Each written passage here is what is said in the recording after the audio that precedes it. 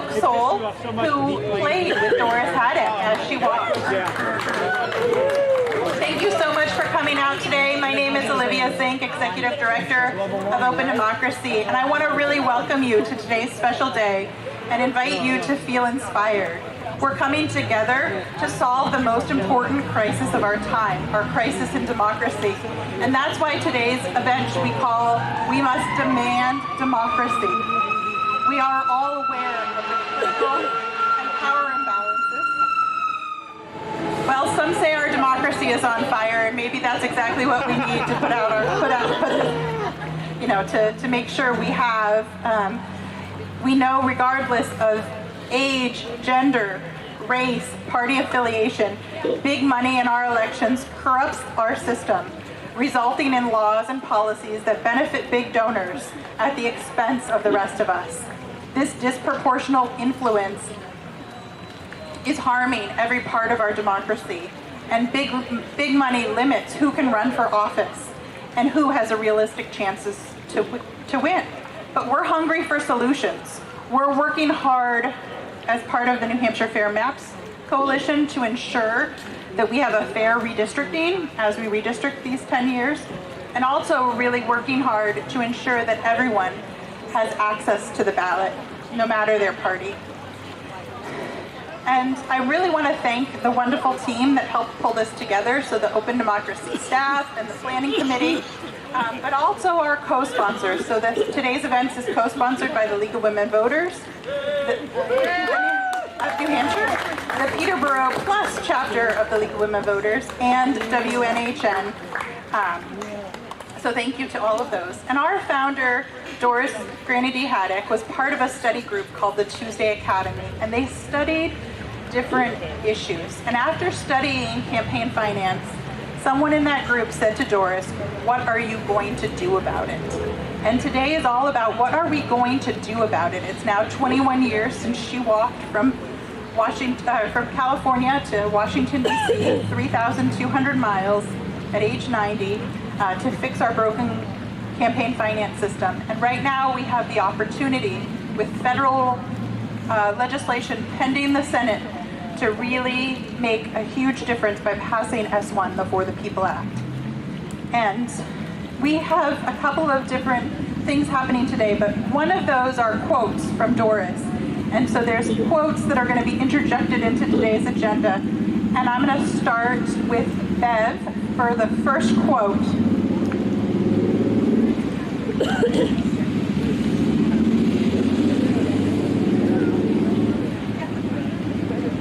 Hi everybody, thanks for being here today. These words are from 18 years ago, but they couldn't be more relevant. Yes, we are for freedom. We are for the justice that allows all people the proper pursuit of happiness. We are for the elimination of poverty. We are for equal rights. We are for the protection of our fragile environment. We are for the education of our children.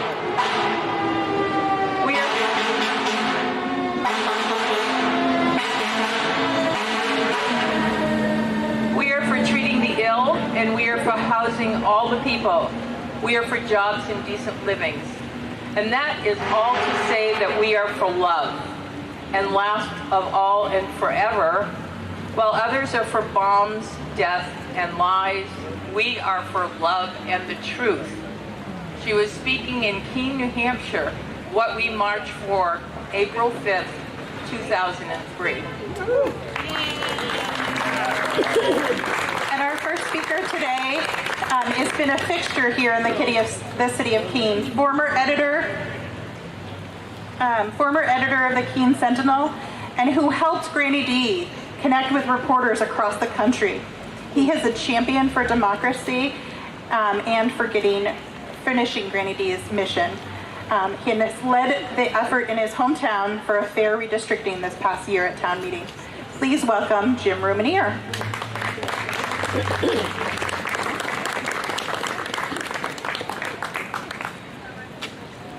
Thank you, Olivia. Let me put this up here.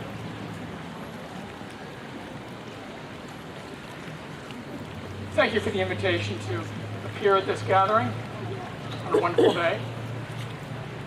Most people remember Granny D for her walking across the country 21 years ago, and that's reasonably so. 3,200 miles of road would be a test of endurance for just about anybody, much less a 90-year-old who is not in perfect health. Consider it 10 miles a day after day for 14 months, in the heat, in the cold, in the rain, against the wind. But it's not just the walking that impressed me about Granny D. It was the talking part. Granny D talked to people about our democracy. She talked to journalists, she talked to students, she talked to government officials, she talked to everyone else she encountered along the way. The other day I found her in the archived pages of the Deming Headlight. That's the newspaper in Deming, New Mexico, population 15,000. The story was about her talking to a congressman for whom money in politics was a good thing, not a bad thing. I found her on the pages of the Jackson Headlight newspaper in Jackson, Tennessee.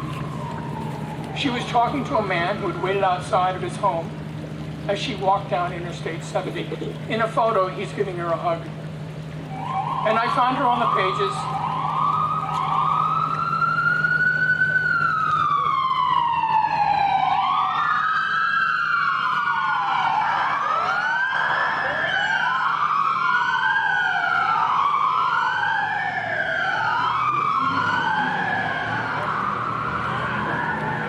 Olivia's right, there is an emergency going on.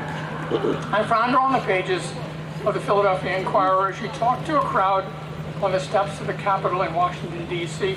The crowd included important lawmakers of the day.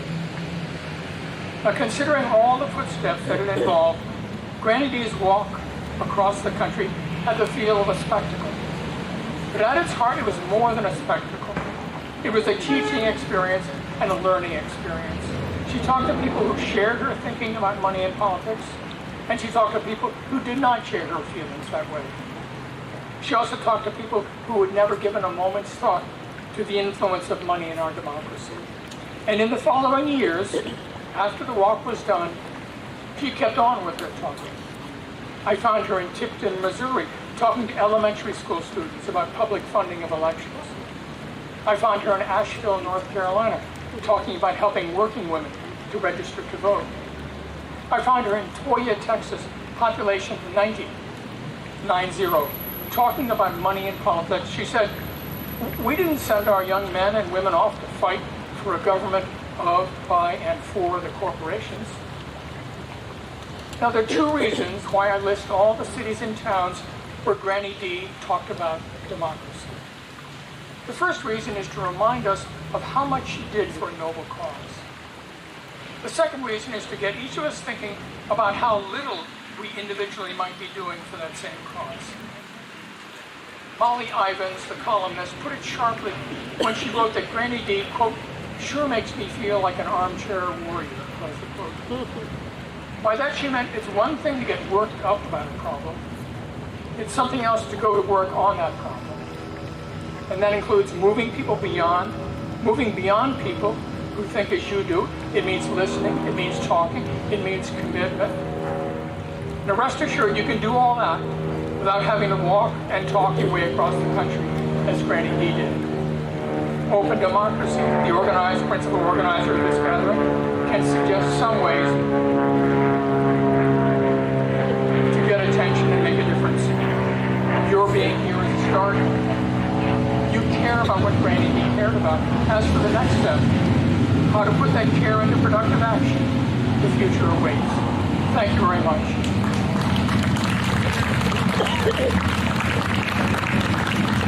Thank you so much, Jim. Our next quote is by Linda Bundy, another Doris Haddock quote.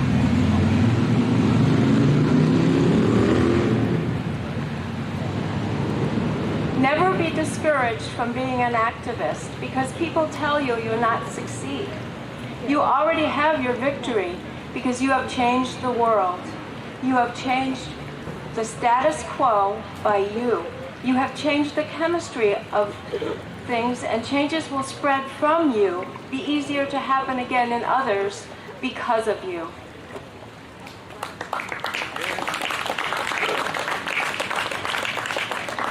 What we are seeing now from the far right is not conservatism at all.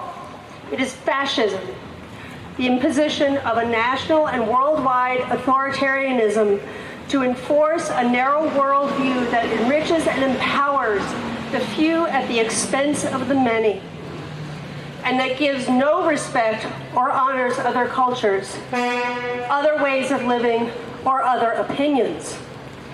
It will likely get much worse before we rise to make it better. Our next speaker is the professor and chair of the psychology department at Keene State College. He is a House of Representative representing Cheshire District 4 and Keene Ward 1. And as a runner, he really appreciates Granny D's walk. So please welcome Larry Wackelbrett.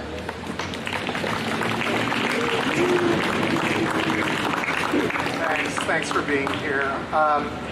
In preparing for this, when I knew that I was going to talk to you today, the first thing I did was I called Jim Romanier, and I said, Jim, you've been through this deal. What's going on? And he said, 3. And I said, 3 what? 3 great quotes, 3 brilliant ideas from Granny D. And he said, 3 minutes, Larry. Don't talk for more than 3 minutes. So here we go. The other thing I did in preparation for talking to you today was that I actually went and visited the Granny D exhibits at Keene State College in the library and at the Mariposa Museum in Peterborough. I recommend them to you. They're small exhibits, but they're very inspiring. And I'm not inspired very easily. But this woman walked across the entire country beginning at age 89 or 90 in order to fight for free elections and to fight for democracy. That's pretty inspiring, and I want to say to you today that as a state representative, that our ability to have free elections is in grave danger in this state and across the country. Doris Haddock was a model for dogged persistence. She never stopped fighting for the most basic ideals that we cherish: democracy, freedom, a fighting chance at a good life. I had the chance to see her speak in Keene about 20 years ago when she was running for U.S. Senator, and in the Mabel Brown room. Maybe some of you were there. And, with her handwritten notes, on paper. And it was, even then I thought, this is iconic America. This is an important moment. I literally felt like I was watching history.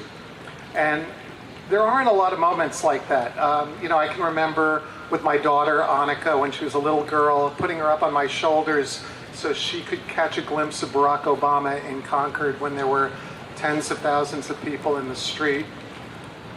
I can remember in college seeing Shirley Chisholm speak at Mead Chapel at Middlebury College and just thinking, wow, I am grateful to be here. I think this is an important moment. So I just want to say something about psychology. I'm a psychologist, and I was very influenced by the writer Erich Fromm, who wrote a book called Escape from Freedom, The Art of Loving. He wrote a lot of great books. I recommend them to you. He talked about freedom as this sort of existential dilemma for all of us. Are we going to embrace freedom, or are we going to run from it? And this has implications on the personal relationship level as well as larger political systems. So on a personal level, tell me what to think, tell me who I am, tell me what my identity is. Fromm was very worried about that kind of running away from freedom. He called it a kind of masochism, and he referred to sadism as imposing and dominating other people and saying, this is what you must think, this is who you are, this is what you must be. And we can see this playing out, this sadism and masochism. I see it playing out in our very own State House. So we have this group of legislators, maybe you haven't heard of them, they call themselves the Freedom Caucus. There's about 80 of them, and they're carrying a lot of power right now, and they have the governor going along with whatever they say. And so now we have laws, we have real laws in place. For example, if you want to have an abortion, you must first have an invasive ultrasound, an invasive ultrasound, before you're allowed to have an abortion in the state of New Hampshire, brought to you by the Freedom Caucus, right? We now have HB 544 is now law, right? If you teach at a public institution, I do, I'm a professor at Keene State College, you can't talk about racism or sexism. Talk about a violation of our First Amendment rights. What would Granny D say about this? So, who are the sadists? Who are the masochists? Granny D reminds us to be persistent and to always fight for freedom. Persistence, as the rapper Mr. Magic once said, persistence is the antidote to resistance. We can't stop this march. We can't stop, right? And I just want to say that we need Granny D more than ever.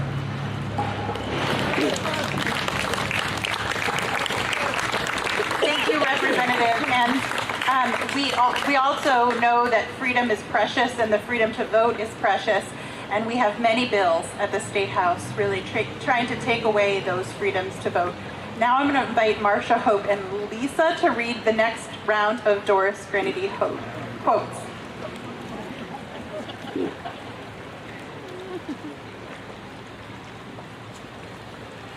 Hi, everyone. To those who died for democracy, we owe a sacred trust. For those who died for lack of a democracy, we owe our efforts to make a world worthy of their memory. Democracy is worth a great deal of trouble and all of our human strength.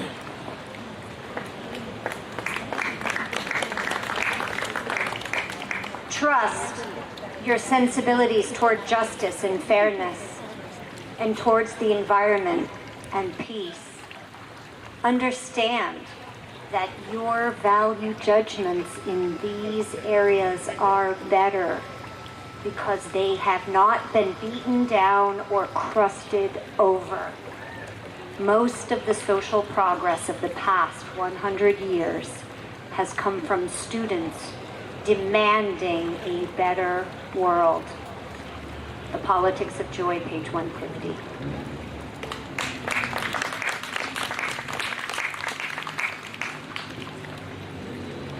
These may seem like dark days for democracy, but it has always seemed so.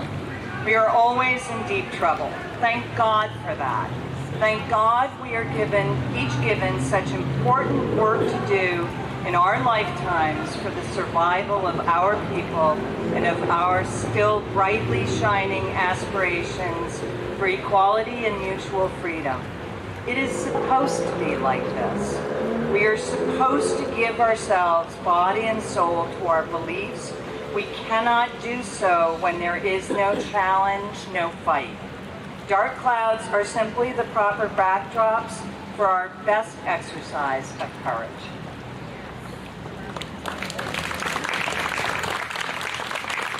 Our next speaker is David Blair. David knew Granny D as a neighbor in Dublin or Harrisville. David is a peace activist, a humanitarian. He's traveled the world working on projects and is also a writer. Please welcome David Blair. Thank you, Olivia. Linda and I moved into Harrisville in 1975 into a home about 1 mile away from Doris and Jim Haddock's house. We got to know Jim and Doris, and I remember being there once. Jim pointed to a skull on a shelf and he said, "David, what do you think that skull is?" I worked at the Harris Center, so I was supposed to know something about animal skulls. I said, "A bear?" He said, "Yes." "What kind of bear?" And that stumped me. I had no idea. It was a polar bear.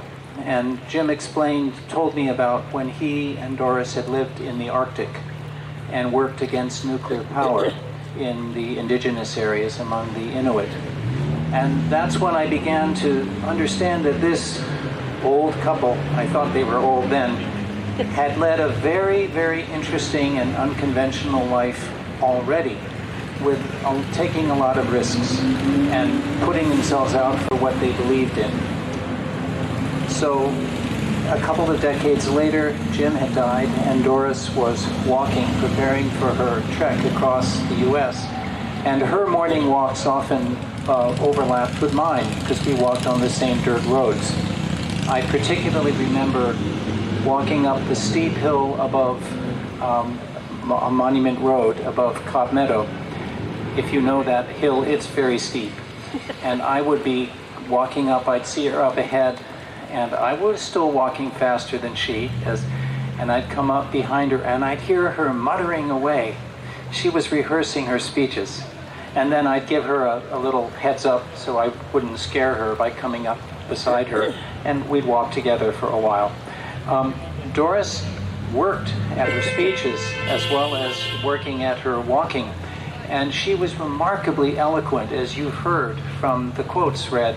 She had studied rhetoric when she was in school, and it showed. She had this wonderful turn of phrase, and her ideas were expressed so beautifully. If you want a textbook of great speeches, go read Doris's speeches. She also had a sense of humor. Do you remember in her mid-90s when she was running against Judd Gregg for senator, and she said, "I promise you I will not seek a second term." So, just what a character, what a great, great, courageous and humorous and eloquent person. On a trip sometime, perhaps 8 years ago, Lena and I had been visiting friends in the Southeast. And we came through Cumberland, Maryland. Now, Cumberland is the terminus, I think, of a rail line, and also the Chesapeake and Ohio Canal comes through there. And there's a National Historic Site there. And I realized, looking at this place where it was and how the rail and the canal path were there, I said, I think this might be where Doris came to a real crisis point in her walk. Whether it's the exact location or not, it's the story that matters more. She had come across most of the Appalachians. It was winter. The roads were icy. She was tired. And she realized that she really couldn't walk any further along these icy, twisting, hilly mountain roads.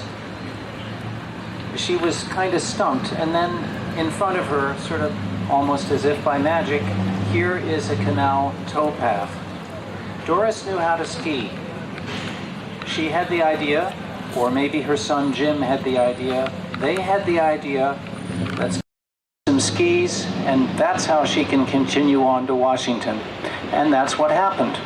I don't think she skied to the Capitol steps. There probably wasn't snow in DC itself, but most of that remaining distance in front of her, between her and the Capitol, she covered on skis. That's an amazing feat in the first place. Just to imagine at 90, skiing away, 60, 70 miles, however long it was. And it says something deeply important to me. Doris made tremendous individual efforts for what she believed in. She also knew she was not doing it alone. She was doing it with many, many other people, many of them here, and then thousands of people in other places along the way. Doris also knew that there was something beyond human beings that she had aligned herself with. She might have called it truth and love. Those are two words that I heard in her quotes earlier. I could call it the Holy Spirit or God. Choose your words. But Doris knew that when our purpose, when we are deeply aligned with our purpose, with some kind of a higher calling in our lives, it's not just us working on it. There's something that comes to meet us. In this case, it was a canal towpath that came to meet her and say, here is the way forward. And to me, that is such an inspiring and important reminder that each of us has a calling. It may be to work for free and open voting for Americans. It could be to work for a healthy climate. It could be to work for racial justice. All of these are connected. And if we can but find our calling and be true to that, we can be sure, as Doris was, that some greater power will be aligned with that purpose, and we will truly be able to move forward and make a difference. Thank you.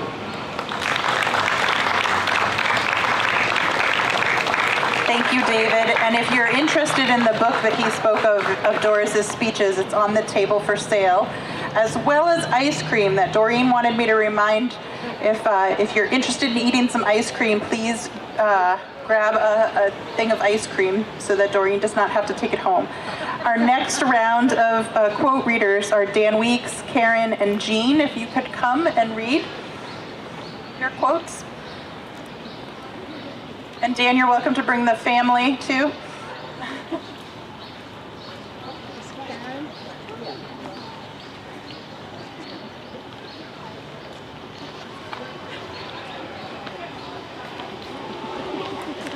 This quote was to the first year class of Franklin Pierce College. Be open to your own genius. Try everything fearlessly. See what gives you energy instead of taking your energy away. If you can't get excited about anything in the way of a first career, don't despair. Keep exploring. You are on a grail quest, and your quest will be rewarded if you keep combing through life, looking for that thing that sparkles you.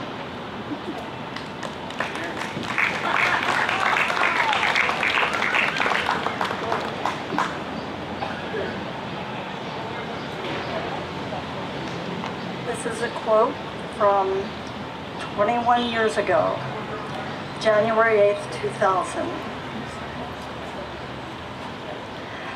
We only need a few more votes in the Senate to achieve a good start.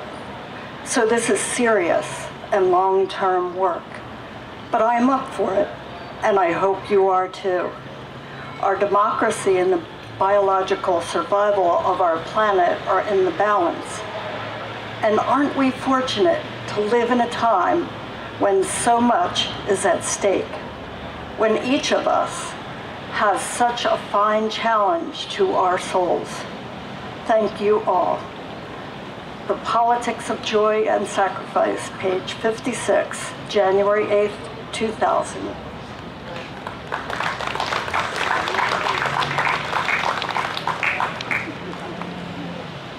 What a joy to be here, and I'm thinking back 18 years when a few of us got to march with Granny D to this spot.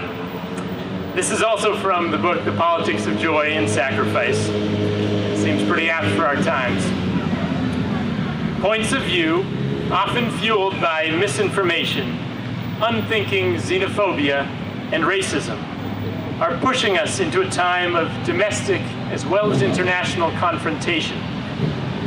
The far right now equates honest dissent with treason and terrorism.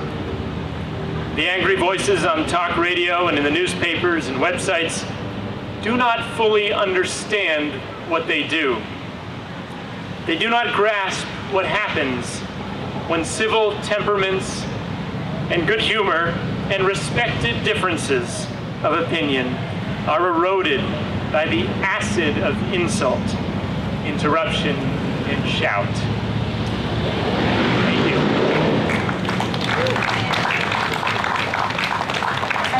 We'd like to invite Forrest for a short song to remind us of the land that we're on.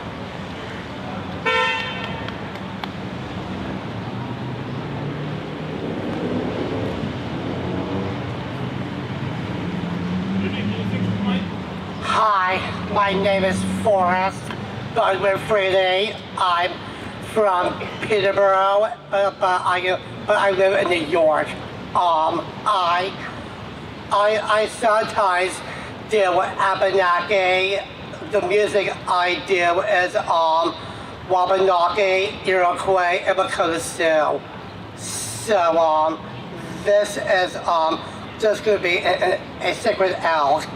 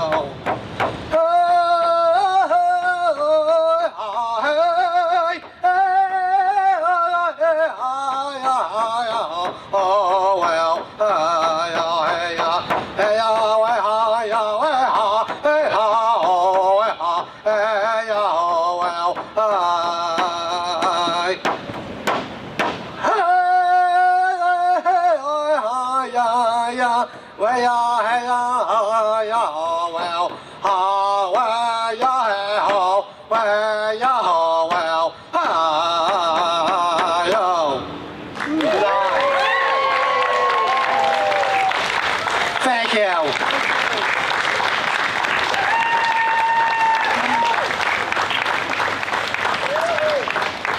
We also have another friend of Granny D joining us, a former Keene State professor, Professor Emeritus of Political Science, a former state representative, and our current Cheshire County Commission. Also a board member of PACE, a group that Doris started. Please welcome Chuck Wheat.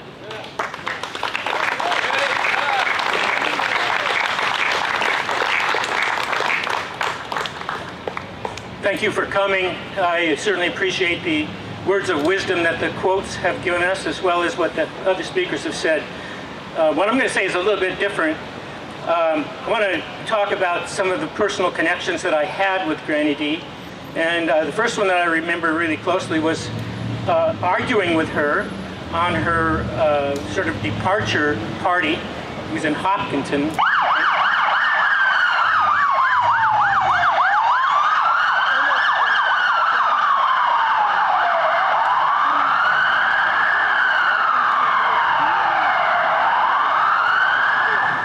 At any rate, it wasn't a vehement argument, but it was, Granny D, you don't seem to understand. Campaign finance, McKay and Feingold, you know, that's just that's not going to do anything. We need public financing of elections. And she said, well, Chuck, we're going to have to just agree to disagree. So about, a year after she finished her walk, I met her again, and I had taken her several times to Concord when I was a legislator, helped her do things like try to get public financing here in New Hampshire. But at any rate, on one of those trips, she said, Chuck, by the way, as I was walking into Tennessee, I think I began to agree with you that we really need public financing to happen in this country. Well, as you're all aware, we're a long ways from that. The problems that we're confronting are worse than or the same as what Granny D experienced then. But for me, she was hope. She represented hope, and I think that's what we all need. There's plenty of hope out there for the kinds of changes that are necessary. I did try to pass a bill as a legislator to get a Granny D recognition by the state of New Hampshire. We have had executive decisions which recognize Granny D, but we never had a state recognition. That had to come through the legislature. And when I was in the legislature, I was in the minority, and the Republicans didn't want to do anything with that at all. But when I spoke to the floor, I said, by the way, I did check this morning, and this is when Google used to provide the number of hits that people received, or that issues received when people looked them up. And I recall very clearly that on this day, that the legislature of New Hampshire has a chance to recognize this amazing woman. 2,125,000 people had hit it from around the world. They were really interested in Granny D. And I wish that we could, recognize the wonderfulness of this great hero of our country. I participated in a number of walks, and what was neat about all those walks was that the people I was with and you all share that hope. And today I heard tremendous conversations about all the issues of the day. You are really interested, and you're our hope. So more power to you, and thank you for coming, and let's recognize this wonderful woman for the great person she is. Doris often said, what are we going to do about it? And today we're asking you to call your senators, 888-453-3211, or pick up this piece of paper and ask them for the For the People Act. As Chuck said, public financing of election is in that federal bill that we need so desperately to move from the Senate. There's also parchment papers where you can write a note to your New Hampshire senators. So please leave a note. So the remaining quote brigade, we have Susan, John, Carol, another Carol, Kate. Please join us to read the remaining quotes that we have out there.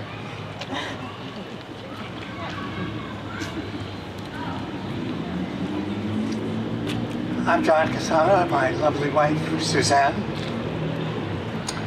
Like a frontier family threatened by a shutter blown open in a blizzard, we must struggle to get that opening closed again before our democracy dies in a blizzard of money and selfish intent. The Politics of Joy and Sacrifice, 1999.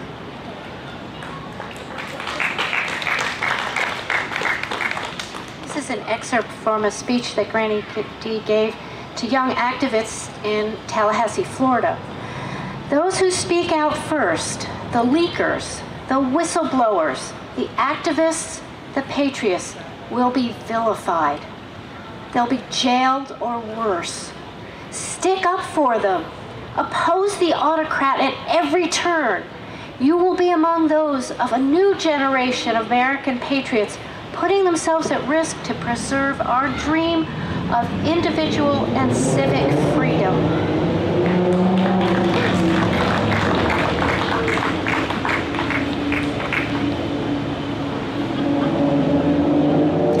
David Blair's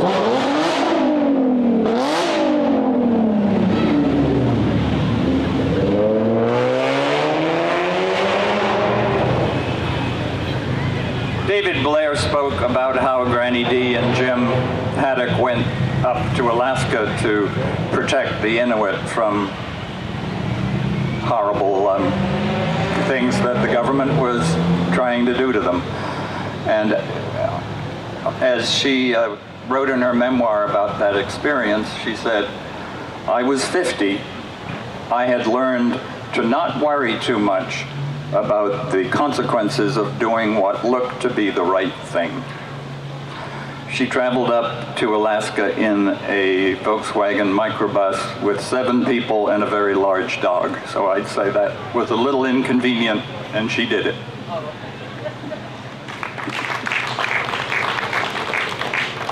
I think this is a good segue. She says, I have seen retired people so caught up in their hobbies and their motorhomes that they have no time for their families, their communities, or their country. They think they've paid their dues and can relax. Well, no, that is what heaven is for.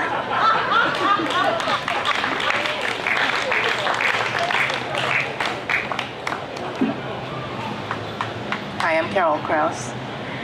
I have met and walked with so many wonderful people of every race, age, income, and political persuasion. But through it all, I have yet to meet one person who believes we should hand over our democracy to those who would use their big dollars to take it away from us. The politics of joy and sacrifice. Thank you.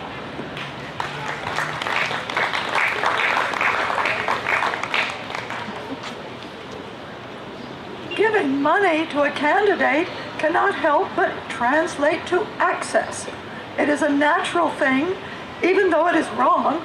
It is wrong because the public official who provides special access to his or her campaign donors is stealing that access away from the citizens of the state or district to whom it rightfully belongs. But as long as there are large political donations, there will be that sale of stolen goods. Politics of joy.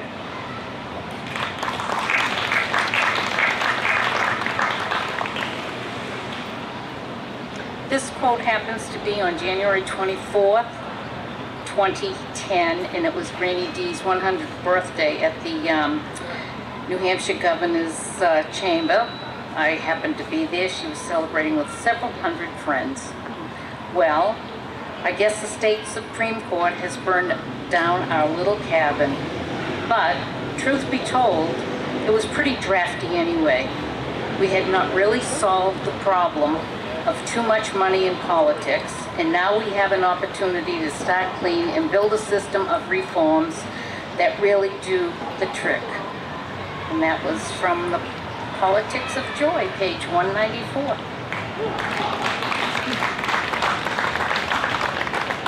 And I was wondering if Fred and Leslie would join us. We're gonna sing together the Walking Down the Road song that I think was written by them. And Bev has hand around the lyrics, so we just have the chorus on Walking Down the Road for all of you to join us in a sing-along.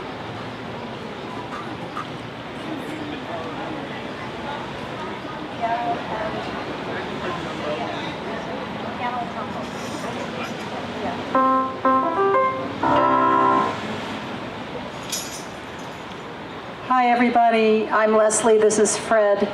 I wrote this song the week that Granny D passed away, and I didn't know at that time that it was her last week, but I'm glad that I was able to write this.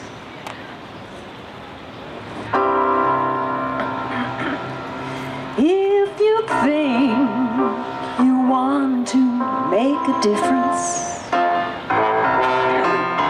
and move on to something new, just you put one foot in front of the other,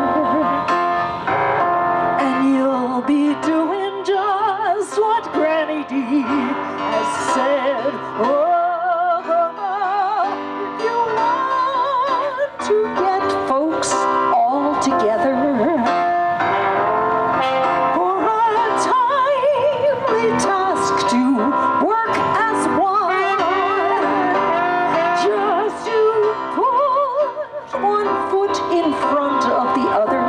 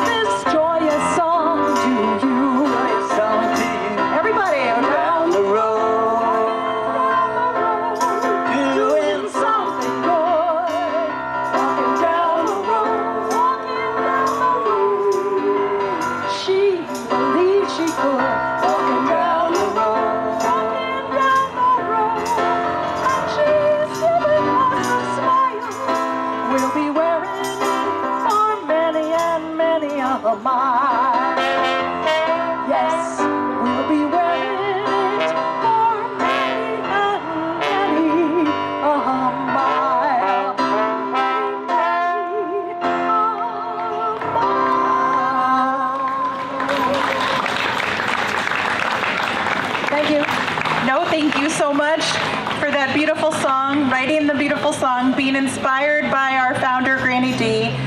We invite you to be part of an open democracy team. We invite you to call your senators to pass H.R. 1 S1, the For the People Act, to ensure that we have a stronger democracy. Visit Open Democracy Action For the People action page with a dozen actions for you to take. Be a democracy social media champion. Post things on Facebook, Twitter, Instagram, and repost other democracy messages. Write letters to the editor. I was asked by a gentleman, what could he do to overturn Citizens United? Our Senator Jean Shaheen has sponsored the Democracy for All amendment, and she really needs bipartisan support, so help her in that effort to pass the Democracy for All amendment. But more importantly, before you leave a message for our senators and take this phone number, 888-453-3211. That will connect you to the Senate switchboard, and please tell your senator to pass the For the People Act. It's an urgent message. So thank you all so much for being here. There's books and Granny D Ivy on the table for sale, and I think a few more ice cream? No? A few more ice creams. So if you're interested, please visit the table, and thank you again. Thank you very much in your work today.